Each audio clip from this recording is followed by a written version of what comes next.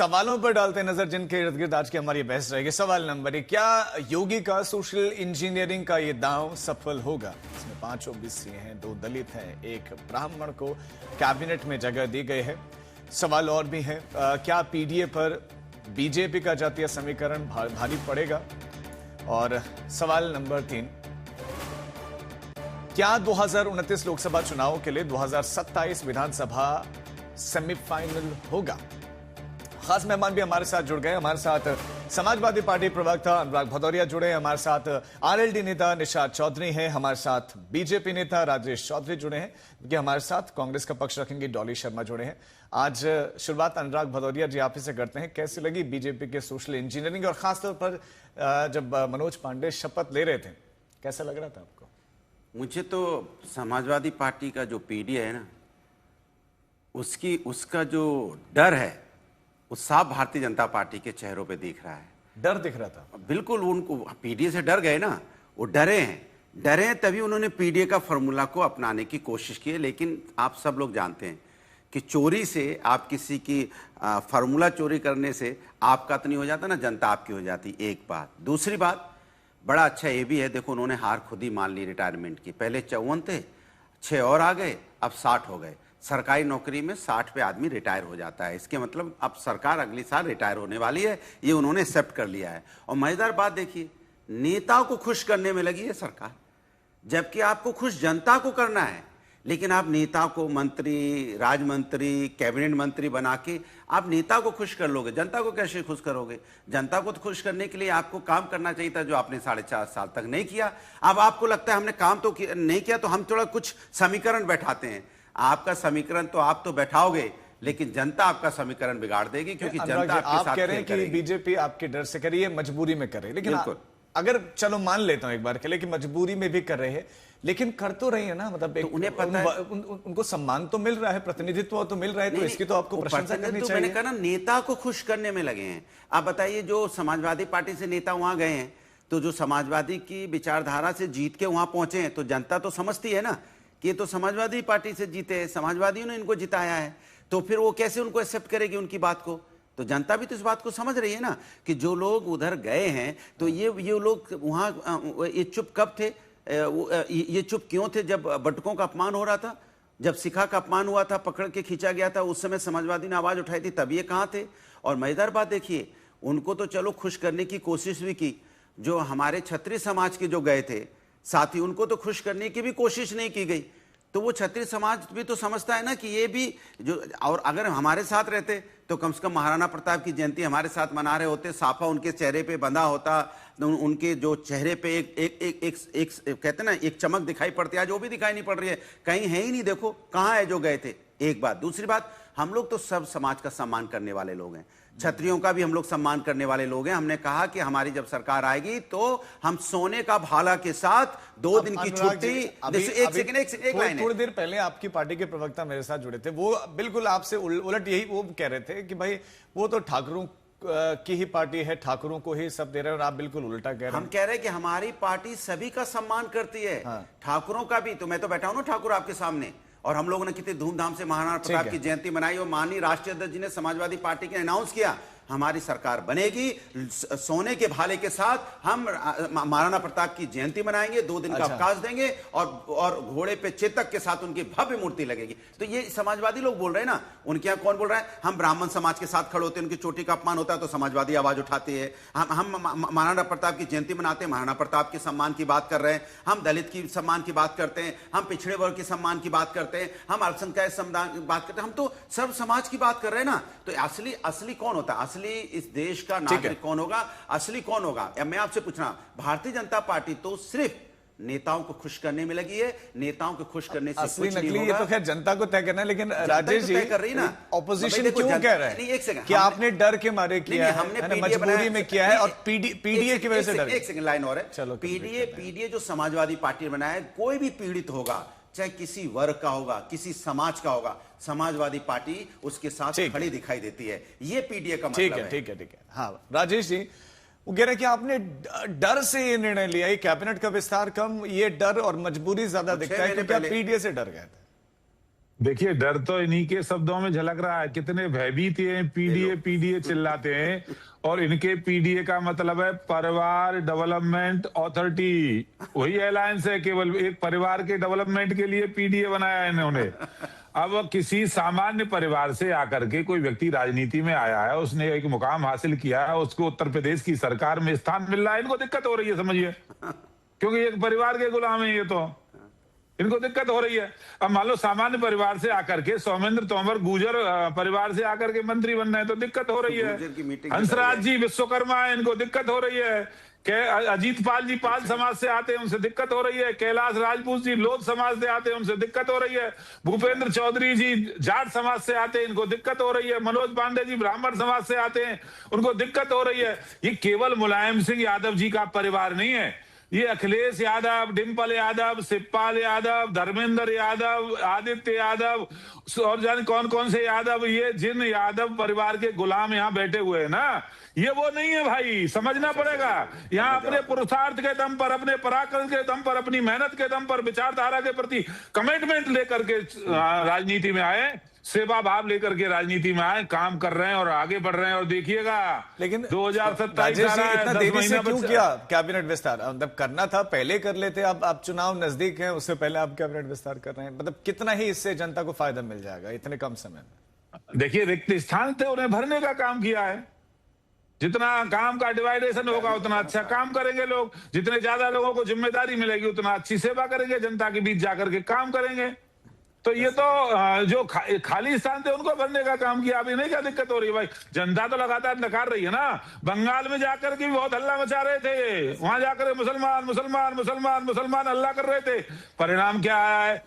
बिहार के अंदर जाकर के भी अखिलेश यादव जी ने तांडव मचाने का काम किया था तेजस्वी यादव के लिए, परिणाम इनके सामने आया है। लोकसभा चुनाव के जस्ट बाद महाराष्ट्र में भी चुनाव हुआ था, परिणाम इनके सामने आया है। हरियाणा में परिणाम इनके सामने है।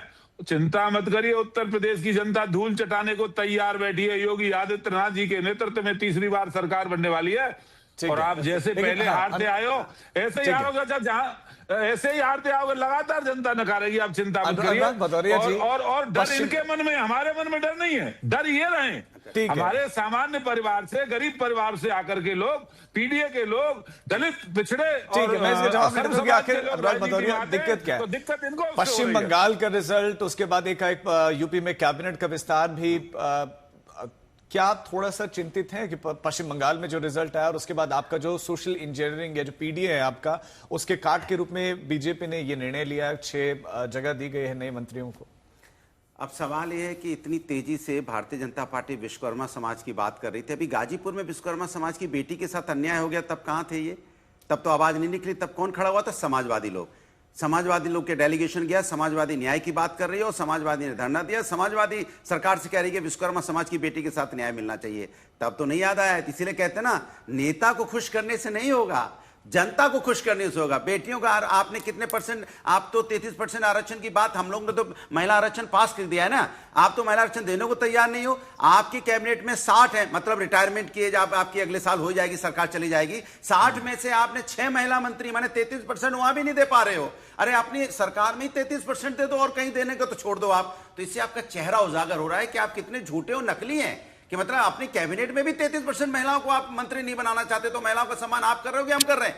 हम तो महिलाओं को प्राथमिकता दे रहे हैं। हमारे यहाँ देखिए, आपके यहाँ देख लीजिए, आप कंपेयर कर लीजिए किसके यहाँ पे महिलाएं एमपी ज्यादा है, महिलाएं विधायक और महिलाएं को सम्मान कौन दे रहा है। आप तो मंत्री तक बनाने को नहीं तैयार। एक बात। दूसरी बात सुन लीजिए, भारतीय जनता पार्टी जो बात कर रही है वो क्या कर रही है पता है? अभी इन्होंने क्या बोला? हम बात कर रहे हैं विकास की, हम बात कर रहे हैं समाज को आगे ले जाने की, हम उत्तर प्रदेश को उत्तम प्रदेश बनाने की बात कर रहे हैं। किसकी बात कर रहे हैं? बंगाल में गए थे, मुसलमान मुसलमान। अरे हम सब हिंदुस्तानी, सब सनातनी हो, आप सनातनी को गाली दे रहे हो। आप, हम अगर हिंदू नहीं है क्या, और आप हमें अगर अपमानित कर रहे हो, तो आप इसके मतलब एक हिंदू एक सनातन को अपमानित कर रहे हो। आप आपस में लड़ रहे हो। पहले आप मुस्लिम से, आप पहले हिंदू मुस्लिम करते थे, आज आप पता क्या कर रहे हो? आप हिंदू हिंदू से लड़ा रहे हो आपस में। अरे पीडीए समाज में जो हम पीडीए की बात करते हैं उसमें हिंदू तो है, पिछड़ा हिंदू नहीं है क्या? दलित हिंदू नहीं है क्या? जो यहाँ पीड़ित है वो हिंदू नहीं है क्या? और हम जब उसकी हिंदू की बात करते हैं तो आप जो हिंदू सनातन की बात करते हैं, आप उन्हीं को नीचा दिखाने की कोशिश करते हो। क्या आप जानते हो कि आदरणीय नेताजी हिंदू नहीं थे क्या? आप उनको नीचा दिखाने की बात करते हो, उनके परिवार को नीचा दिखाने की बात करते हो। आप हिंदू से हिंदू को लड़ा रहे हो। ये हालत आपने लाके कर दी देश के अंदर में। पहले हिंदू मुस्लिम करते थे, आप हिंदू मुस्लिम नहीं चल रहा, तो हिंदू हिंदू को लड़ा रहे हो। अगला पिछड़ा दलित आप लड़ाने में लगे हो। अरे आप बोलो ना पीड़ित, कोई व्यक्ति पीड़ित होगा, सनातनी होगा, इस देश का हिंदुस्तानी होगा, हम उसके साथ खड़े दिखाई देंगे। ये है पीडीए। आप इसके मतलब आप चलो ठीक है, अनुराग आपकी बात आ गई। निशा चौधरी जी, क्या सम्मान नहीं मिल रहा महिलाओं को? अनुराग भदौरिया आरोप लगा रहे हैं। एक मिनट मुझे समय दीजिए। मैं राजेश जी लौटूंगा आपके पास, मैं आपके पास आऊंगा। ऐसा है राजीव जी, पहले करनी और कथनी, अगर ये बिल इन्होंने लागू होने दिया होता तो मुझे लगता है उस सम्मान की बात करने का अधिकार इनको बाद में था। जब इन्होंने बिल पास हो गया, लागू होने में अगर अड़चने डाली हैं, तो आप बताइए महिलाओं का सम्मान देने की बात कौन कर रहा है? सरकार तो करना चाहती थी लागू, लेकिन उसको लागू नहीं होने दिया। तो इसी से पता लगता है कि आपकी करनी और कथनी में कितना फर्क है और महिलाओं के प्रति सम्मान देने में आपकी नीयत कितनी ज्यादा आगे की तरफ है। अगर नियत होती तो उसको लागू होने देते। और रही बात है, आज मंत्रिमंडल में भी आप देख लीजिए विस्तार में, क्या एक महिला को नहीं लिया गया, पिछड़ों को नहीं लिया गया, दलित को नहीं लिया गया। इस तरीके से आज एनडीए सरकार जो भी कदम उठाती है, पूरे वर्ग को, पूरे समाज को, सभी को देखते उठाते हैं, उसमें युवाओं की भी, महिलाओं की भी, किसानों की भी, सबकी भागीदारी को देखते हुए। क्योंकि लोकतंत्र में देखिए, हमारे भारत का लोकतंत्र एक ऐसे सामाजिक आधार पर, ढांचे पर टिका है जिसमें सभी वर्गों का नेतृत्व बहुत जरूरी है, चाहे वो पिछड़ा है, चाहे वो दलित है, चाहे वो महिला है, चाहे वो युवा है, चाहे वो किसान है। तो सभी वर्गों का जब तक नेतृत्व नहीं सामने आता, तब तक सभी का विकास एक साथ नहीं हो सकता। तो मुझे लगता है एनडीए सरकार तो इसमें सभी को साथ लेकर के चल रही है, सभी को आगे बढ़ा रही है। आज मंत्रालय का विस्तार किया तो उसमें भी आगे बढ़ाया।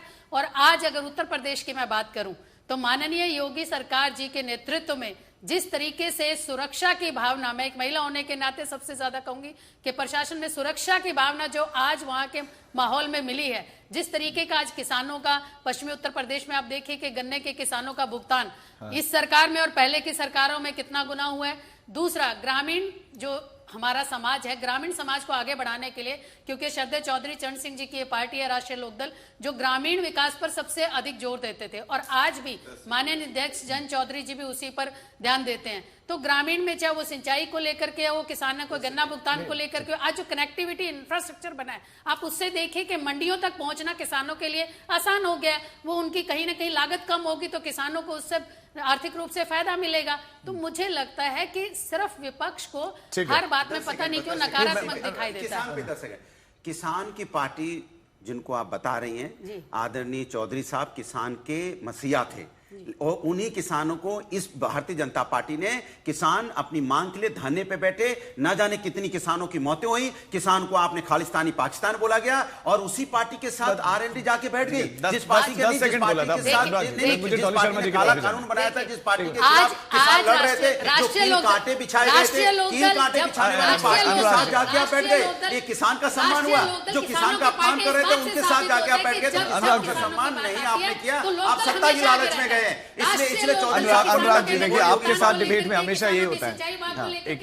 अरे तो मैं कह रहा हूँ मुद्दों पे आप संसद में भी बोल रहे हैं, वहां भी बोल रहे थे, नहीं बोलते तो कैसे किसानों के गन्नों का भुगतान, बताइए आप। अरे किसान की मौतें हो गई, कील कांटे बिछा दिए गए, और उसी पार्टी में जाके बैठ गए जो पार्टी किसानों का मैंने कपड़े से पहचान रही थी। राष्ट्रीय लोकदल अपने मुद्दों से कभी नहीं हटा। डिबेट इस तरह से नहीं चलेगी। अनुराग जी प्लीज, बीच में कोई भी नहीं बोलेगा, मैं फेड डाउन उसी समय कर दूंगा, प्लीज आपसे रिक्वेस्ट है। डॉली शर्मा, यूपी कैबिनेट विस्तार, कांग्रेस का मतलब क्या स्टैंड है आपके नजरिए में?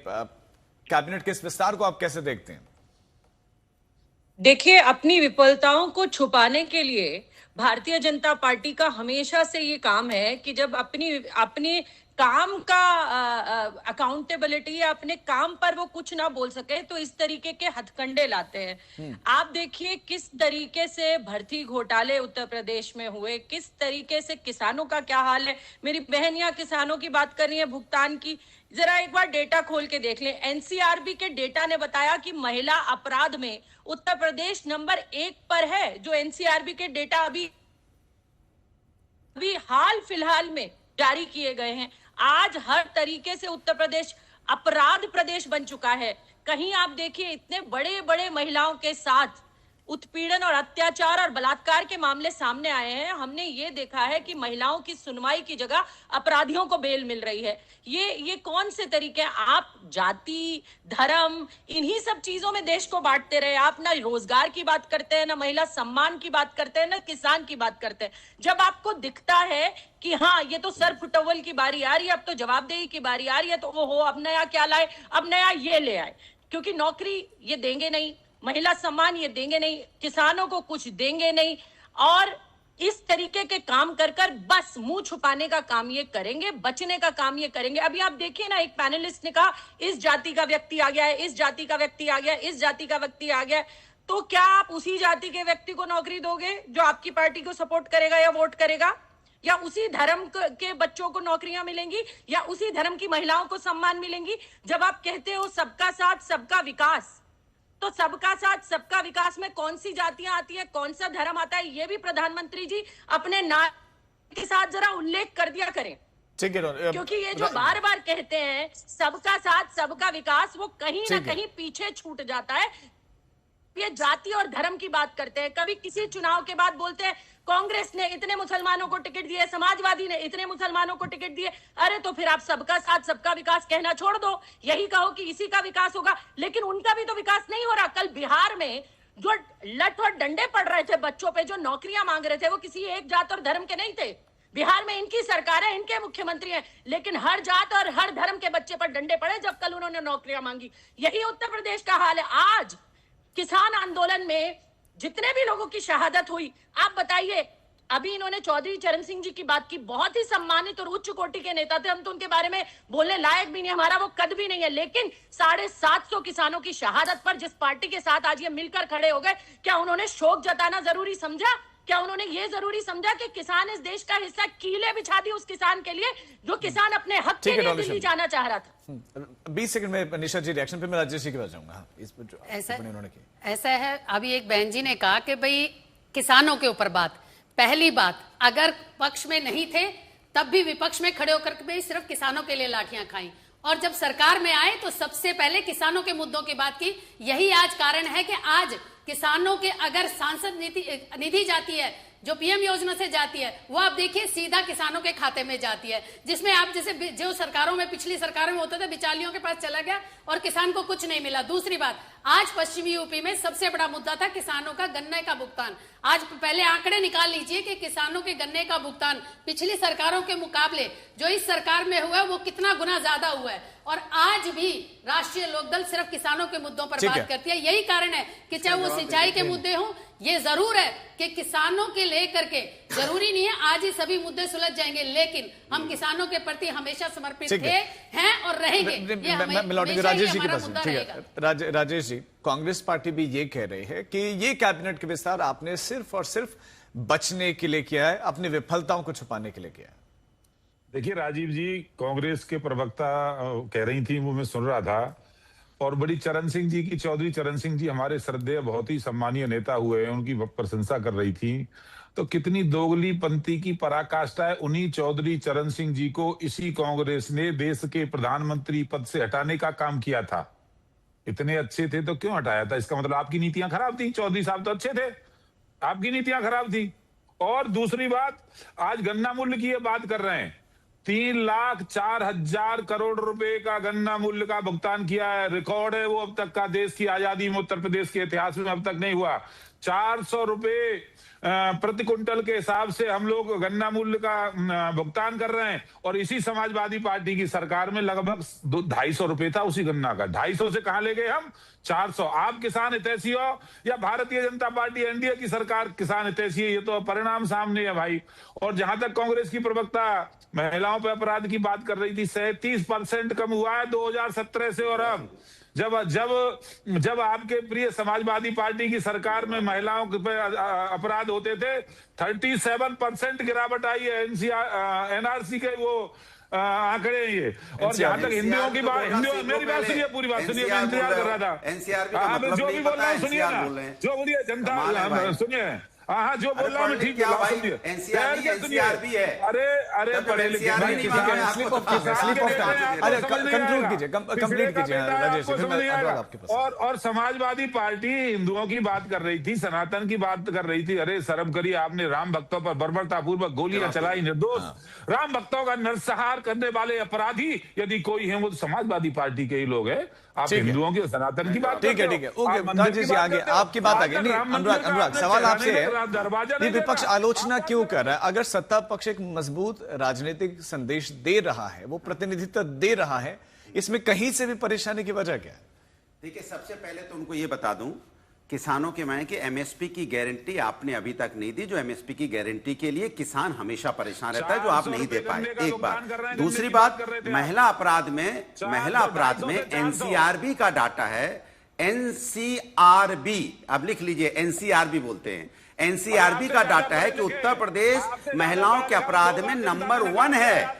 नंबर 1 है, सुन लीजिए। 65,000 22 से 23-24 के डाटा एनसीआरबी दोगे तो 65,000। नहीं राजेश जी, आपका टर्न आएगा ना तब बोलेंगे, प्लीज अपने अपने टर्न पर बोलेंगे। अपने टर्न पे बोल लीजिए, मैं अपनी बात कह रहा हूं, आपको सुना मैंने कहा एनसीआरबी, ये बोलना सीख लीजिए। एनसीआरबी का डाटा है कि 2022-23 में महिला अपराध में उत्तर प्रदेश में 65,000 मामले दर्ज हुए। और अगर दलित पे जाओगे तो उत्तर प्रदेश नंबर 1 है भाई। तो आप महिलाओं के अपराध में उत्तर प्रदेश ना में और नंबर 1 है, और आप कह रहे हो उत्तर प्रदेश में अपराध घटा है, तो कमाल की बात कर रहे हैं आप। तो उत्तर प्रदेश तो महिला अपराध में तो नंबर 1 मैंने आपको बता ही दिया। दूसरी बात, आप कभी भी उत्तर प्रदेश के विकास की बात नहीं करते हो। जब भी आप बात करते हो उत्तर प्रदेश की, तो उत्तर प्रदेश को आप 25 साल 30 साल पीछे ले जाते हो। 30 साल पीछे की घटनाओं को आज उजागर बोल के आज की बात को दबाना चाहते हो। आप ये नहीं बताना चाहते हो आपने कितना रोजगार दिया उत्तर प्रदेश में। आप ये नहीं बताना चाहते हो पर कैपिटल इनकम कितनी बढ़ाई। आप ये नहीं बताना चाहते हो कि महिलाओं पर अत्याचार कितने कम किए। आप ये नहीं बताना चाहते हो इंडस्ट्री आपने कितनी लगाई। आप ये नहीं बताना चाहते हो किसान की इनकम कितनी आपने यहाँ पे किसान की इनकम बढ़ा दी। आप ये नहीं बताना चाहते हो कितनी इंडस्ट्री आपने लगाई। आप ये नहीं बताना चाहते हो आपने कितने हॉस्पिटल्स और मेडिकल कॉलेज बनाए। आप ये नहीं बताना चाहते हो आपने कितने यहाँ यूनिवर्सिटीज बनाई। वर्ल्ड क्लास यूनिवर्सिटीज की बात कर रहा हूं। इतना बड़ा उत्तर प्रदेश, 10 साल से आपकी सरकार है, एक वर्ल्ड क्लास की यूनिवर्सिटी आप नहीं बना पाए जहां देश विदेश से लोग आके बच्चे पढ़ते उत्तर प्रदेश के अंदर में। हमने जो काम किया था वो डंकी की चोट पे बताते हैं कि हमने एक्सप्रेस वे बनाए, हमने मेडिकल कॉलेजेस बनाए, हमने मेट्रो बनाई, हमने रिवर फ्रंट बनाया, हमने इंटरनेशनल स्टेडियम बनाया जहां पे रोज मैच देखते हैं। और सोचो इंटरनेशनल स्टेडियम में पूरे वर्ल्ड क्लास के मैचेस हो रहे हैं। 1 मिनट। और जिस तरह से हमने यहाँ पे मेडिकल कॉलेजेस बनाए, हॉस्पिटल्स बनाए, तो आप सोचो हमने तो विकास। और जो बच्चों को हमने लैपटॉप दिया था, आज बच्चे कहां से कहां पहुंच गए। और सोचिए हमने पार्क बनाए जहां लोग लाखों लोग सुबह टहलने जाते हैं। जनसुमिस पार्क हो चाहे लोहिया पार्क हो, आप तो जानते हो, आप खुद ही टहलने जाते होगे। अगर आप बोल दो नहीं टहलने जाते, बोल दो आप नहीं टहलने जाते हो, आप उस पार्क में, मैं मान जाऊंगा आप झूठ बोल रहे हैं। मैंने आपको टहलते हुए देखा है कि आप टहलने जाते उसी पार्क में जो समाजवादियों ने बनाया, जनसुमिस पार्क किया, लोहिया पार्क। तो आपने कौन सा ऐसा बनाया जहां पे हम लोग टहलने जाएं, जहां पे हम कुछ करने जाएं? का जवाब दूंगा। अरे गंगा एक्सप्रेस वे किसने बनाया है? बुंदेलखंड एक्सप्रेस वे किसने बनाया है?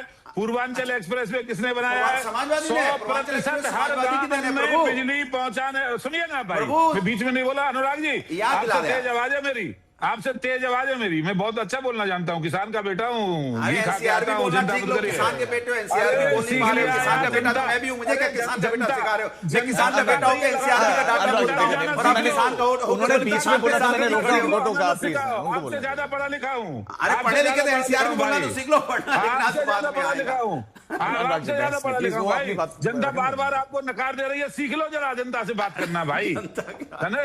हाँ, नेगेटिव। राजेश जी, सवाल पर आइए कि भाई आप 27 की तैयारियां तो कर रहे हैं, लेकिन काम वो कह रहे हैं काम नहीं किया आपने। मैं वही तो बता रहा हूँ साहब। हर जिले में मेडिकल कॉलेज बनाने का काम हमने किया है। हर गांव को सड़क से जोड़ने का काम हमने किया है। कोई नगला, मजरा, पुरवा कोई नहीं बचा होगा जो रोड से जोड़ने का काम नहीं किया हो। हर घर में बिजली का बल्ब जलाने का काम हमने किया है। और आज उत्तर प्रदेश सर्वाधिक एक्सप्रेसवे वाला राज्य है। उत्तर प्रदेश के इस कोने से उस कोने तक आप 5 से 6 घंटे में जा सकते हैं। सहारनपुर से जाना होगा आपको कहाँ, प्रयागराज, तो कितनी जल्दी जा सकते हो। गंगा एक्सप्रेसवे भी शुरू हुआ है भाई, इनको नजर नहीं आएगा। ये तो गुंडागर्दी करते थे, अराजकता करते थे, लूट करते थे, अपहरण उद्योग चलाते थे। आज एशिया का सबसे बड़ा एयरपोर्ट जेवर के अंदर शुरू हुआ है 15 तारीख को, आइएगा, बिठाऊंगा फ्लाइट में, है। आइएगा, 10 सेकंड। देखिएगा नहीं, विकास नहीं, क्या है। नहीं, नहीं, मेरे नहीं, निर्वाचन नहीं, क्षेत्र नहीं, के बगल में, 10 सेकंड ज्यादा मेरे नहीं। निर्वाचन क्षेत्र देखिए, के बगल भारतीय में जनता आइएगा, जरा पार्टी- आइएगा, 10 सेकंड दिखाऊंगा जवाब दे दूं। आपको। अच्छा, भारतीय जनता पार्टी कितनी आसानी से झूठ बोल रही, कह रहे हर जिले में मेडिकल कॉलेज खोल दिया। अरे प्रभु, मेडिकल हॉस्पिटल था, उसको आपने मेडिकल हॉस्पिटल को आपने कॉलेज में कन्वर्ट करने की कोशिश की है, आपने नहीं किया है। वो मेडिकल हॉस्पिटल पहले से ही है हर हो गया, जिले 10 में। सेकंड, 10 सेकंड हो गए। यूनिवर्सिटी का नाम नहीं, बता डॉली जाओ, शर्मा, डॉली मैं शर्मा, जो कहोगे, हाँ, डॉली एक शर्मा के पास यूनिवर्सिटी चलो, का नाम बताओ जो वर्ल्ड क्लास आपने अनुराग जी, बना दी अनुराग जी, उत्तर नहीं प्रदेश नहीं के नहीं, अंदर। ऐसे नहीं, डॉली शर्मा के पास। डॉली शर्मा, बीजेपी कह रही है कि हम काम भी कर रहे हैं, हम जातियों को सम्मान भी कर रहे हैं, ऑपोजिशन के पेट में दर्द क्यों हो रहा है? अच्छा, मैं जरा सा थोड़ा 2-4 आंकड़े आपको बताऊंगी, हाँ, फिर उसका प्लीज जवाब बताओ। ये दे दे। एनसीआरबी की 2024 की रिपोर्ट जो 2026 में जारी हुई है, और वो भाजपा के सारे दावों की पोल खोलती है। उत्तर प्रदेश में महिलाओं के खिलाफ 66,000 से ज्यादा मामले दर्ज हुए, जो देश में सबसे ज्यादा है। रेप के 3200 प्लस मामले दर्ज हुए। एनसीआरबी के अनुसार यूपी अब तक महिलाओं के खिलाफ जो अपराध हो रहे हैं उसमें सबसे ऊपर जो राज्य है उनमें है। ये कुछ भी बोलते रहे, उससे क्या हो रहा है। इन्होंने एयरपोर्ट की बात करी। मेरे भाई मुझे बता दीजिए, जितने एयरपोर्ट मोदी जी ने इनॉग्रेशन करे, फीते काटे, कितने चालू हैं? अभी हम एक रिपोर्ट देख रहे थे पीछे, 7 एयरपोर्ट बंद हो चुके हैं। 7 एयरपोर्ट आप रोज खोलिए, रोज बंद कर दीजिए, रोज जनता का पैसा इस्तेमाल करिए, रोज शहरों के नाम बदलिए, जनता का पैसा इस्तेमाल करिए, लेकिन जनता को राहत कुछ मत दीजिए, कुछ भी मत दीजिए। रोज ये जो सड़कों की बात कर रहे हैं, आ जाइए, मैं गाजियाबाद की सड़कों के हाल बता देती हूँ आपको। गाजियाबाद में दिल्ली से बागपत से देहरादून जाने वाली सड़क, जरा हाल देख लीजिए। रोज रो रहे हैं लोग। मेरे ही क्षेत्र में, जहां से मैं लोकसभा लड़ी हूं, लोनी दुनिया के सबसे प्रदूषित जगहों में आया है, उत्तर प्रदेश में है वो। आप बता दीजिए उस सड़क का क्या हाल है, उस जिले का क्या हाल है, वो छोटी सी जगह का क्या हाल है।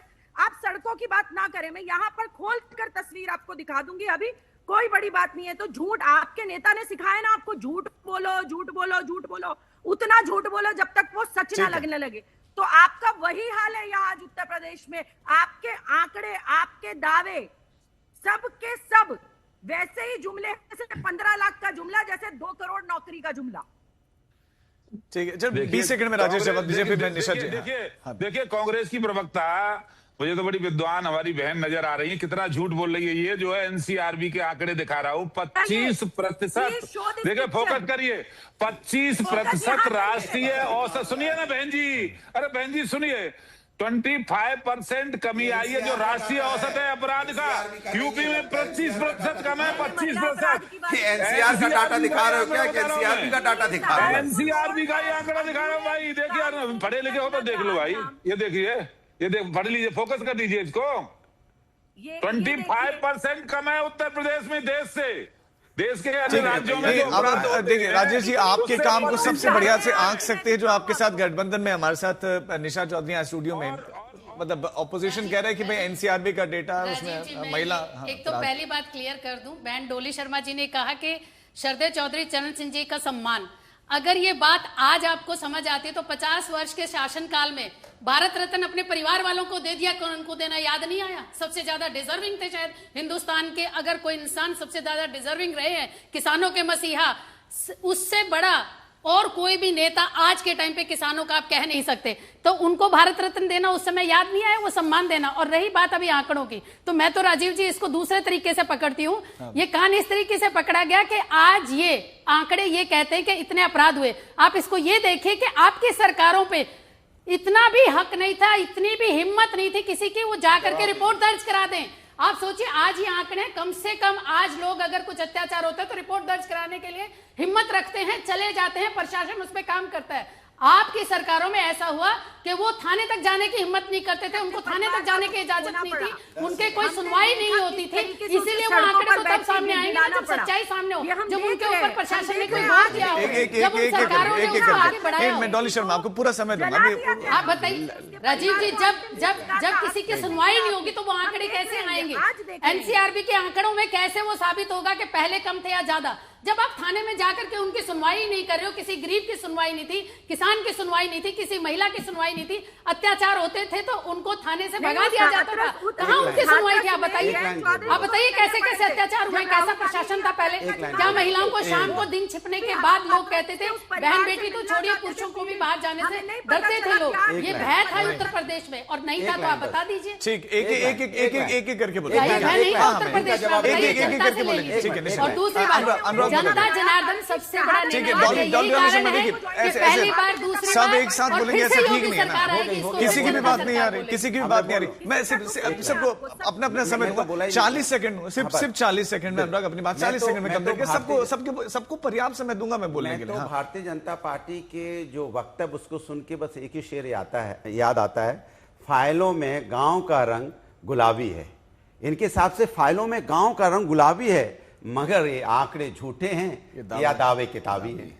ये आप जो ऐसा बता रहे हो कि चारों तरफ विकास की गंगा बह गई है, अरे कभी घर से निकल के देखो तो सही रोड पे क्या हाल है। मैं बताता हूँ, ये एनसीआरबी का आंकड़ा तो आप भी बता रहे थे। एनसीआरबी का तो मैंने बताया, तो वो हम एनसीआरबी का डाटा हमने बताया था, वो एनसीआर का डाटा बता रहे हैं, फर्क इतना है। आप तो पकड़ कर मैं बात बता रहा हूँ, अब आप पकड़ कर आपके बीच में नहीं बोला।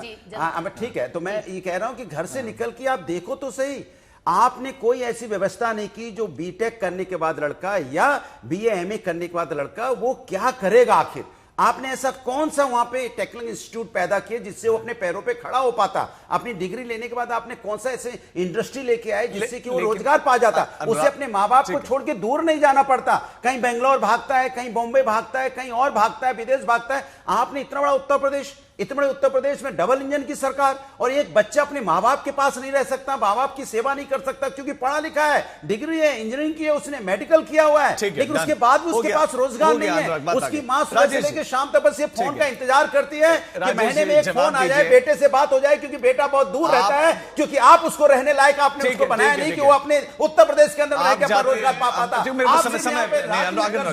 नाम पे राजनीति, जाति के नाम पे राजनीति, कभी नफरत की राजनीति करते रहे, लेकिन आप किसी के लिए रोजगार देश के अन्य राज्यों की तुलना में, देश के अन्य राज्यों की तुलना में डकैती में उत्तर प्रदेश का 26वां स्थान है, लूट में 16वां स्थान है, हत्या में 22वां स्थान है, बलात्कार में 22वां स्थान है, महिलाओं पर अपराध में 36वां स्थान है। अरे भाई क्यों झूठ बोलते हो आप? और जहां तक डाटा है और आप पता नहीं कहां से ला रहे हो, समाजवादी पार्टी के एनसीआरबी का डाटा मैंने बोला है, क्यों झूठ बोल रहे हो आप? एनसीआरबी के डाटा में दलितों के अपराध में भी उत्तर प्रदेश नंबर 1 है, 14,000 केसेस हैं। आपको शायद पता नहीं 2022-23-24 मेरे पास समय बहुत कम है, एक सबका आखिरी कमेंट पढ़िए। और जहां तक ये रोजगार की बात कर रहे हैं, समाजवादी पार्टी के शासन में नकल होती थी धुआंधार। वो 10वीं पास करेगा, 12वीं पास करेगा, या तो उसको पुलिस में नाजायज तरीके से भर्ती कर देते थे, पैसा लेकर के, चाचा भतीजा बाबा ताऊ सब भर्ती करते थे, दुकान खोल रखी थी भर्ती में, नहीं तो तमंचा लहरा करके चौथ वसूलता था व्यापारियों से। राजेश जी, लेकिन आप भी तो तमंचा लहरा करके चौथ वसूलने का काम करता था समाजवादी पार्टी के नेताओं के संरक्षण में। आज उत्तर प्रदेश के अंदर एक अपराधी अपराध नहीं कर सकता है, विधायक का बेटा महिला को छेड़ रहा है, समय कम है, 30 सेकंड अपराध का। ठीक है, डॉली शर्मा उनका फ्रेंड। देखिए, हाँ जी हाँ बोलिए।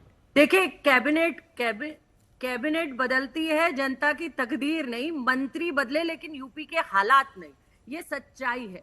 चाहे नौकरी की बात कह लो, महिलाओं की बात कह लो, सड़कों की बात कह लो, आज पुल बनते हैं कल गिर जाते हैं, किसी भी आप पॉइंट पर चेक कर लीजिए, आज यही है कि मंत्री बदले लेकिन हालात नहीं यूपी के, यही असलियत। ठीक है, निशा चौधरी। राजीव जी, राष्ट्रीय लोकदल ने हमेशा ही, चाहे वो किसान हो, युवा हो, गरीब हो, सभी के मुद्दों को आगे उठाने की हमेशा प्रयास किए हैं। आज इस सरकार में भी उसी पे हमारा प्रोसेस चालू है। और दूसरी बात, कोई भी चीज एक ही दिन में सुधरती नहीं है, लेकिन उस सुधार की तरफ इस सरकार के पूरे प्रयास हैं। आज अगर मैं उत्तर प्रदेश की बात करूं तो अब दंगे माफिया इनकी राजनीति से हटकर उत्तर प्रदेश टोटल विकास और निवेश की तरफ बढ़ा है, और आज वो जनता को दिखाई भी दे रहा है। यही कारण है कि आज जनता जनार्दन ठीक है। एनडीए को फिर से क्या लाने का 27 में प्रयास इस जो कैबिनेट विस्तार हुआ उसका इम्पैक्ट दिखाई दे? कोई इम्पैक्ट दिखाई नहीं पड़ेगा, क्योंकि अब आप चुनाव का समय में 6 महीने बचे, 6 महीने में तो आप खाली एक जनता, आपने क्या ना, नेता को तो खुश कर सकते हो, लेकिन जनता के लिए 6 महीने में आप डिलीवर क्या कर पाओगे? आप जनता के लिए ना आप कोई ऐसा काम कर पाओगे जिससे जनता का भला हो। जनता का भला नहीं कर रहे हैं, ये परसेप्शन बनाने की कोशिश कर रहे हैं, लेकिन जनता ने मन बना लिया है। समय बड़ा कम दिया आपने, बाहर का रास्ता दिखाएगी। आप मंत्री भी 60 हो गए, देखिए, और सरकार में 60 में रिटायरमेंट होता है, ये भी अब अगले साल रिटायर हो जाएगी। देखिए, भारतीय जनता पार्टी एनडीए का लक्ष्य है कानून व्यवस्था का राज स्थापित हो। उत्तर प्रदेश एक मॉडल बना है कानून के मामले में पूरे देश के अंदर, और सुख शांति से लोग रहें, लोगों को रोजगार मिले, उद्योग धंधे उत्तर प्रदेश के अंदर माफी के साथ आपको रोकना पड़ रहा है, समय अच्छा, इतनी ही इजाजत दे रहा है। आप सभी मेहमानों का बहुत शुक्रिया। तो उत्तर प्रदेश में कैबिनेट का विस्तार हो गया है। राजनीतिक विश्लेषक इसे 27 की दृष्टि से देख रहे हैं, कितना इम्पैक्ट पड़ेगा 27 में पता चलेगा।